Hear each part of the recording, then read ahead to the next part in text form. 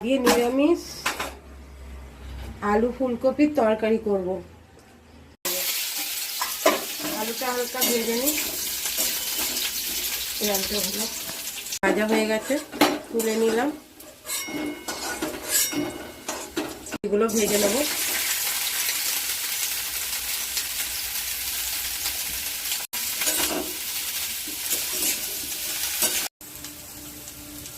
ফুলকপিগুলো ভাজা হয়ে গেছে, এবার নামিয়ে নেব।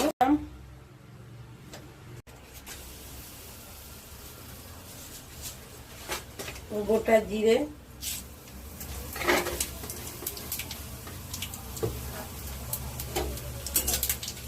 লঙ্কা গ্রেট করে রেখেছিলাম, ওটা দিয়ে দিলাম।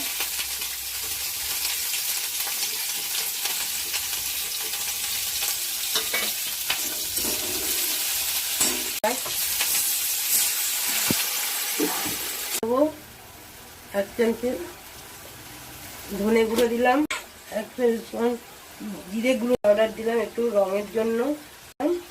কষাবো, দিয়ে দিলাম। পেস্ট করে রেখেছিলাম সেটা দিয়ে দিচ্ছি। ফাটিয়ে রেখে দিয়েছিলাম, এটাকে দিয়ে দিলাম।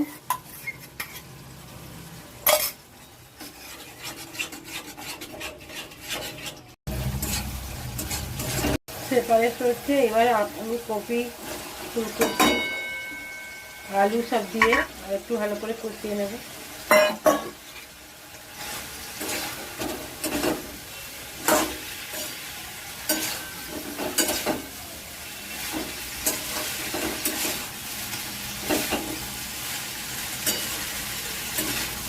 এবার পরিমাণ মতো জল দিয়ে দেবো।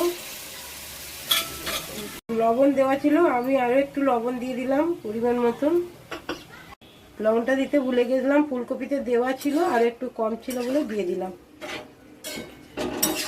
এবার সেদ্ধ করে নেব। দিয়ে দিলাম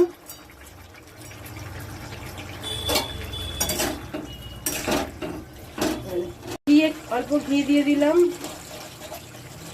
গরম মশলা দিয়ে দিলাম অল্প, দিয়ে নিচ্ছি। এইভাবে ফুলকপি করে খেয়ে দেখবেন, রুটি, লুচি, পরোটার সঙ্গে ভালো লাগবে।